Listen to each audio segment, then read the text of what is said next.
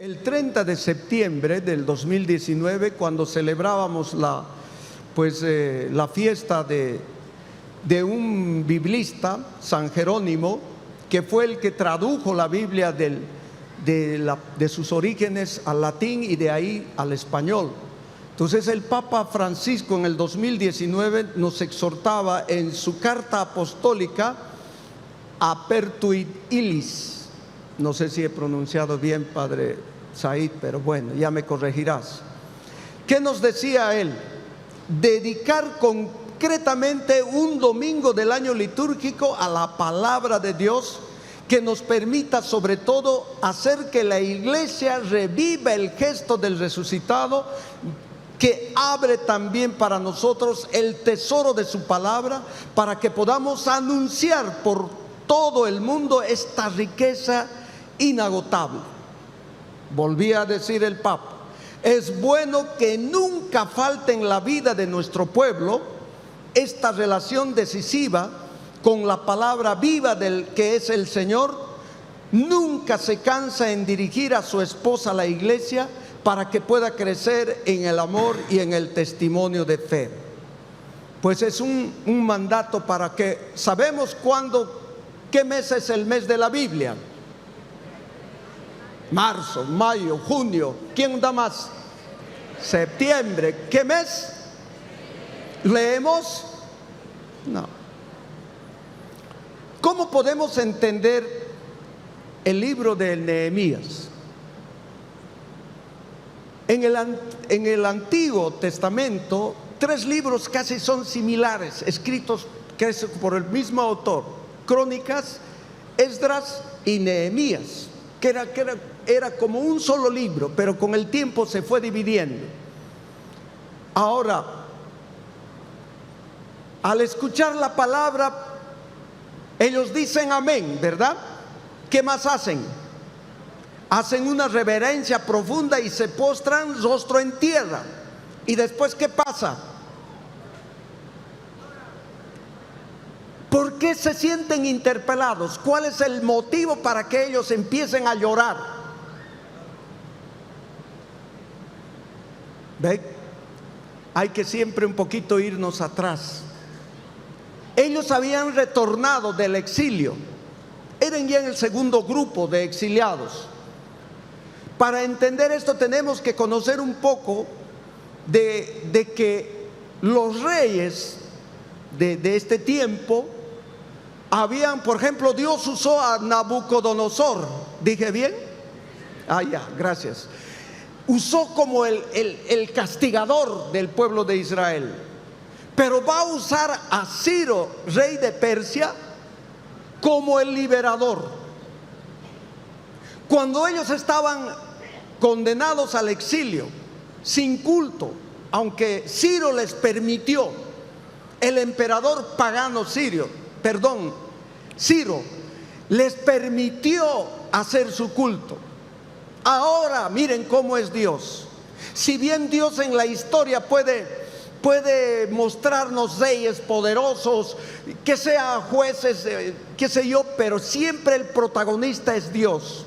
Ahora usó a Ciro, el rey de Persia, para que vayan el pueblo a reconstruir todo lo que había quedado destrozado. El pueblo va a retornar y se va a topar con la ciudad de Jerusalén en ruinas. Se va a topar porque en tantos años fuera ellos pues recién van a llegar. Si nosotros leyéramos Esdras 7, también nos vamos a topar con esta realidad. En Nehemías 7, antes de la lectura que hemos leído, el gobernador Nehemías y el sacerdote Esdras van a hacer primero una lista, una especie de censo. ¿Quiénes han retornado? ¿Qué familias? Porque la ciudad era grande y los que retornaron eran pocos. Y tenían que reestructurar, reconstruir, hacer las casas, hacer las chozas. Y a partir de ahora, de este texto, el pueblo de Israel va a hacer un nuevo pacto, una nueva alianza. Va a ser distinto, ya no a la moda antigua. El rey va a ser reemplazado por el sacerdote. Los profetas van a ser reemplazados por la escatología. Y el pueblo judío, el pueblo israelita, pues sí, se va a dedicar ahora a la contemplación de la palabra más de tipo sinagogal. Ahí van a empezar como capillitas, diríamos, en la sinagoga. No sé si me están entendiendo, pero bueno. Entonces ahí es donde, en ese contexto de dolor, de retorno, de reestructuración, van a escuchar la palabra. El sacerdote Esdras se va a encargar de proclamar la palabra. ¿Dónde se sube él? En una especie de tarima, un poquito más alto que quizás de esta tarima, hecha de madera, va a decir, todo reverencial. Pues voy a leer un poquito sobre el comienzo de una nueva alianza. El Señor, que incitó a Nabucodonosor al castigo, suscita ahora a Ciro para la reconstrucción del pueblo, de manera material, pero también de manera espiritual a partir de la palabra. El instrumento, en la historia puede que se mida los reinos humanos por poderes dominantes, pero el verdadero motor, la esencia de la historia es Dios, y su instrumento es el corazón del ser humano. Comienza una nueva era para Israel. En adelante estos serán los judíos, o sea, ya no van a ser los israelitas, sino los judíos. El rey sucederá al sacerdote, etcétera, lo que hemos dicho ya. Un edicto de Ciro se promulgó en el año 538 antes de Cristo, para que los israelitas reconstruyeran su idiosincrasia, su política, sus cultos, sus diversas costumbres. Pues ahora el Nehemías laico, que fue el gobernador, y Esdras, los encargados de la corte para llevar a cabo la organización, la reestructuración política y del culto. Como hemos dicho, pues ahora empieza esa lectura en ese púlpito. Dice: el sacerdote Esdras trajo la ley ante la asamblea, compuesta por los hombres, las mujeres y por todos los que podían entender lo que se leía. Él leyó el libro en la plaza que está ante la puerta del agua, en presencia de hombres y mujeres y todos los que podían entender la palabra. He sacado 7 puntos para que nosotros podamos comprender este texto. 7 puntitos cortos, mis hermanos, no se desesperen, tenemos tiempito todavía. Primero, la palabra se la debe proclamar. A partir de este libro de Nehemías, el sacerdote Esdras va primero, ¿qué hacer? Proclamar. Por eso se sube a lo alto y tiene que proclamar. Se proclama la palabra, no se la esconde debajo del salemín, no se la esconde ahí en la librería o en los libreros y se polvorea. No, primero es proclamar. Cuando uno proclama, los otros, ¿qué hacen? ¿Qué hacen? Escuchar. Vuelvan a repetir. Escuchar. Y con atención, o mirando el celular o dormitando. ¿Cómo se debe escuchar? Cuando estamos de chaque y hemos llegado un sábado en la noche y escuchamos la palabra durmiendo. Esa es nuestra falla de nosotros, de los católicos. Muchos de ustedes vienen y ya está, ahí, que en paz descansen, allá también, allá, ¿no? Venimos a echarle nuestra siesta. La palabra de Dios se la escucha con apertura de corazón. Se la escucha predispuestos a entender, pero a veces da pena. En plena lectura, en pleno evangelio, paseando como perro por su casa. Entramos, salimos, vamos al baño, entramos, regresamos y manacancho. Escuchar, estar atentos como el pueblo de Dios. Cuando estaba su corazoncito empezó a latir, estaban así y lo que se leía era el Pentateuco, las normas y las reglas a cumplir, porque tenían que volver a hacer la alianza después del sufrimiento y del dolor.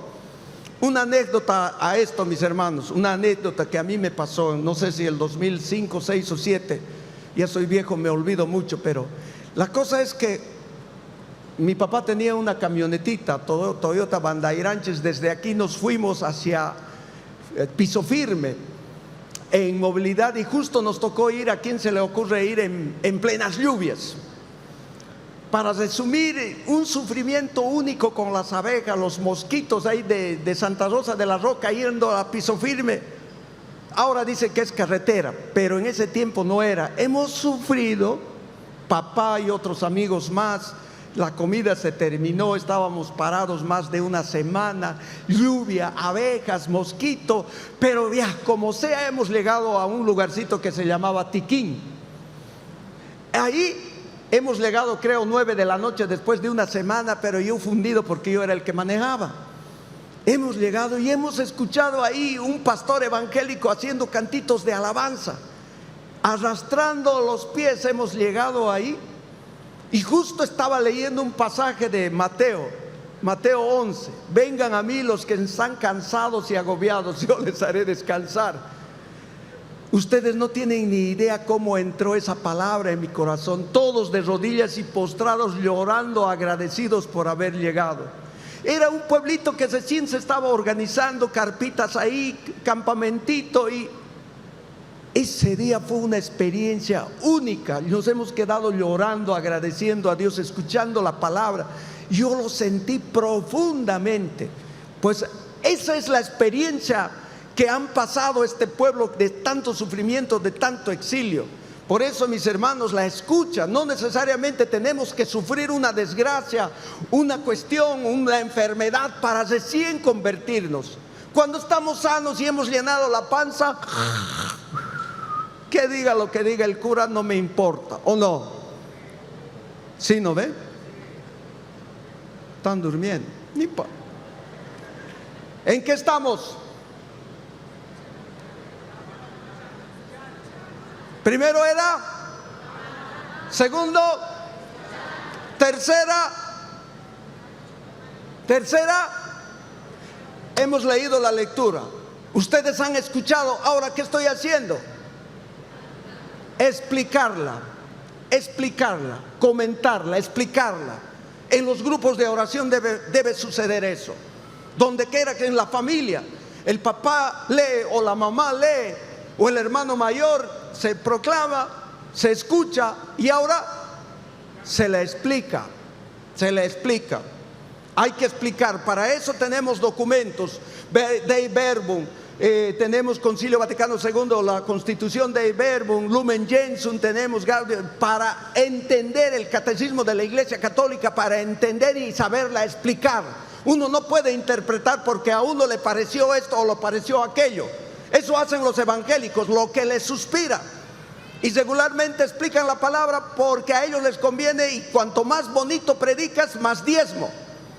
Eso no hacemos acá, ¿o sí? Después de explicarla, ¿para qué explicamos? Ahora les toca a ustedes. Yo he explicado, ustedes tienen comprenderla. Comprender la palabra, tratar de comprender, o decirle, a ver, puedes explicarme esto, puedes mirar que aquello, comprenderla. Y cuando ya lo hemos comprendido, ¿qué debe suscitar en nosotros? Tiene que interpelarnos. ¿Qué quisiste decir? No se trata, a veces yo veo en la renovación, ¿no?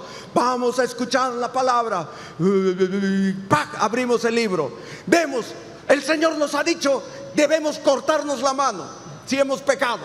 ¿Es literal? No. Tiene que interpelar el decir, Señor, quiero vivir según tus mandamientos, quiero que me conmuevas, quiero que, etcétera, etcétera, etcétera. Después de dejarme interpelar, de comprometerme según su palabra, si es posible llorar, si es posible ese momento, dejarnos que Dios inunde nuestra alma y nuestro corazón. Amén. Después de exclamar, de proclamar, de escuchar, de explicar, de comprender, de dejarse interpelar, ¿qué viene? Puede ser, todavía no. ¿Qué estamos haciendo después? Después, ¿a qué vamos a pasar? Celebrarla. El pueblo de Dios, después de escuchar, se dejó interpelar, querían llorar. ¿Qué les dice el sacerdote? Chupen vino, perdón, ¿qué dice?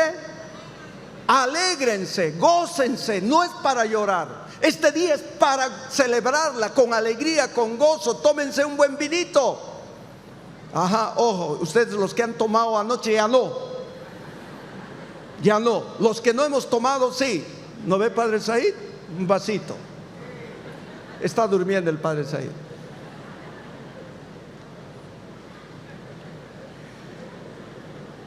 Celebrarla.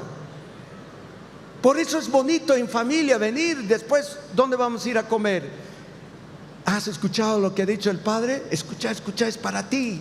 Y se dice, no se golpean. Los esposos tienen que ser fieles. Escucha, escucha.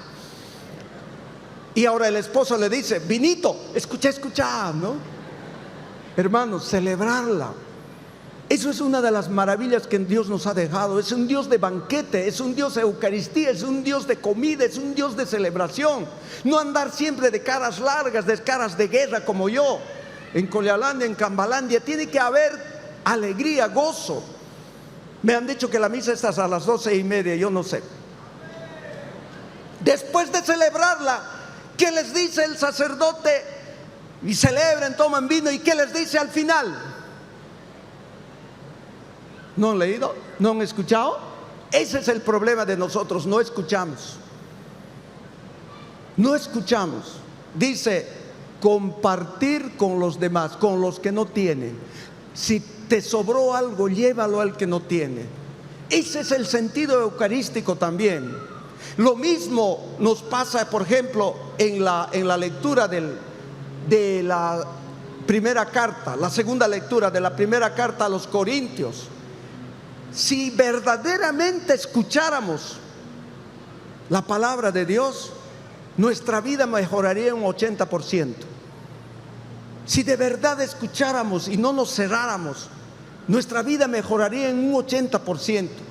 Reconoceríamos pues que mi misión tiene sentido, mi propósito en esta vida tiene sentido, estoy para algo, y reconoceríamos quizás mi carisma, mi carisma. Por eso, ¿cuántos carismas pone el Señor, San Pablo mejor dicho, en este texto?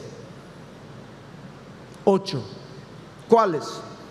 El ser apóstoles, el ser profeta, el ser doctores, el don de hacer milagros, el don de curar, el don de socorrer a los necesitados, el don de gobernar, el don de lenguas, el don de interpretar. Con el don de interpretar serían 9 carismas. Pero si yo no sé escuchar nada y vivo a mi antojo y vivo según mis pasiones y vivo según mis sentimientos, me voy a cerrar a la gracia.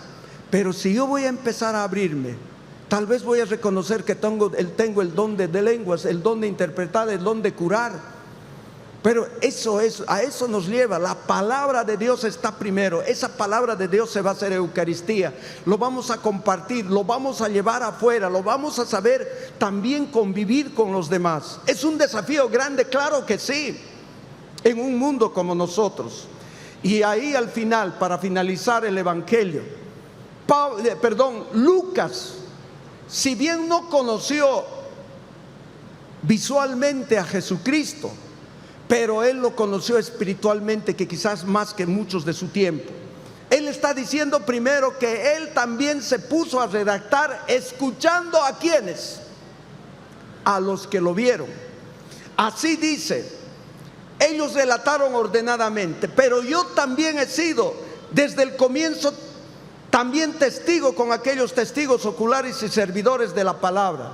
Por eso, después de informarme cuidadosamente de todo desde los orígenes, yo también he decidido escribirte a ti, excelentísimo Teófilo. Lo que él ha escrito no es fábula, no es cuento chino, no es algo inventado. Lo que él ha escrito, está diciendo las primeras páginas del Evangelio de San Lucas, tiene 2 textos él. ¿Cuál es el primero? San Lucas. ¿Cuál es el segundo? Los Hechos de los Apóstoles. Por tanto, cuando él está diciendo yo me he informado, he aprendido, él está relatando, este médico pagano Lucas, convertido al cristianismo, dice: yo no les estoy escribiendo algo desordenado, algo inventado. He investigado esto con los que vieron al Señor, con los que lo escucharon. Y Juan va a decir, los que hemos visto, los que hemos oído, se lo hemos transmitido. Jesucristo es la palabra de Dios. Y por tanto Lucas primero hace esa introducción para que nosotros podamos creer que su escritura es fidedigna. No es mentira, no es fábula, no es mito, no es una leyenda urbana, ni nada, es real, es el evangelio de vida, es la palabra de Dios. Y va a poder saltar al capítulo 4, cuando el Señor, lleno del poder del Espíritu Santo, va a anunciar su programa. ¿Cuál es su programa? 4 puntos, 5 en realidad. Cuando empieza a levantar, ¿qué texto levanta él? En la sinagoga de su pueblito donde él nació. Ahora, ¿qué? Muy bien, Isaías. Gracias, hermana Elsa, Juancho y los demás. Isaías 61. Solo 2 versículos de Isaías 61, 61. Para decir que ahora él, revestido de quién. Si la palabra no sé si es correcta, pero por esa efusión del Espíritu Santo está él ahí, ahora con autoridad. Ya no está en el silencio, en el anonimato cuando era pelado, cuando era muchacho. Ahora él está lleno del Espíritu Santo y va a alzar el libro, va a proclamar y después lo va a explicar. ¿Qué dice al final? Hoy, tiempo de Dios, el Kairos, que nunca pasa, no es el Cronos, no es el pasado, el hoy de Dios. ¿Se ha cumplido qué? No, ustedes definitivamente han ido a chupar. Para ya finiquitar 4 puntos, esos cuatro claves de su programa que los ha cumplido a cabalidad. El Señor no es un mentiroso. El Señor es alguien que cumplió y hasta llegar a la muerte. Primero lugar, dice, Él me envió a llevar la buena noticia. Llevó la buena noticia, nos trajo la buena noticia. ¿Lo cumplió? ¿Quién es la buena noticia? Él mismo. Él es el querigma. Él es el inicio del reino de Dios. Él es el Señor. Segundo, anunciar la liberación. Anunció la liberación a los cautivos. Tercero, ¿hemos leído el Evangelio o no? Dar la vista a los ciegos. No solo se refiere a los ojos biológicos, sino a los que vivimos en las tinieblas, sin fe, en la oscuridad. También va más allá. Cuarto, la libertad a los oprimidos por el mal, por el sistema, por nosotros mismos. Y finalmente, un año de gracia del Señor. ¿En qué año jubilar este año que vamos a meditar y reflexionar?